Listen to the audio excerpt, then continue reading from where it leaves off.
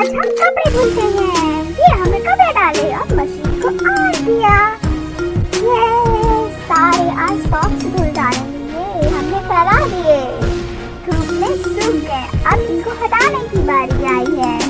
तो हम सबसे पहले येलो सॉक्स करें या येलो सॉक्स हटाते हैं। Blue socks, white, blue, black, yellow, orange, green, सारे हटा दिए।